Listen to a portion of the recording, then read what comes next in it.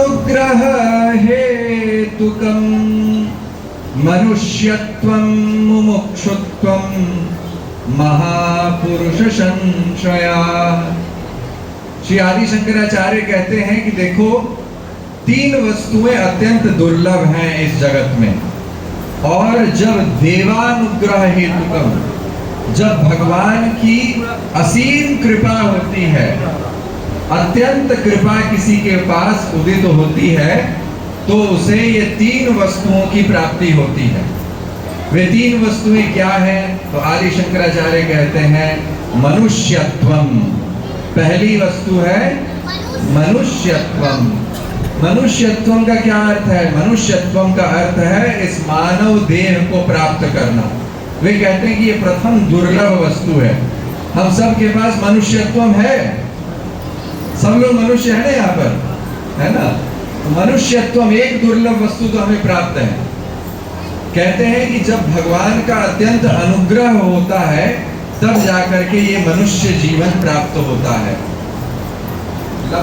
दुर्लभमिदं बहुसंभवान्ते मानुष्यमर्थदम नित्यमपीह धीरा तूर्णम यतेत न पतेत अनुमृत्यु यावत्। श्रीमद् भागवत में कहा गया कि ये जो मनुष्य जीवन है, लब्ध्वा सुदुर्लभमिदं बहुसंभवान्ते, बहुत बहुत जन्मों के बाद व्यक्ति को मनुष्य जन्म की प्राप्ति होती है। क्यों? क्योंकि मनुष्य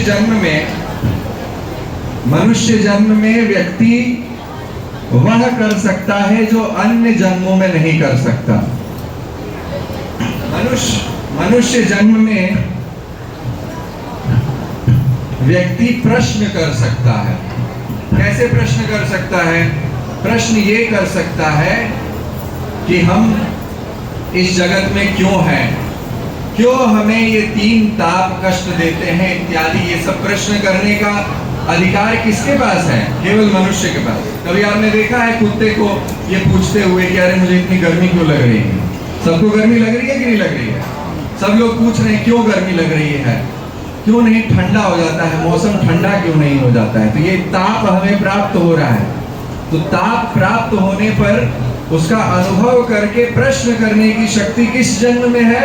मनुष्य जन्म में। इसलिए ये दुर्लभ है।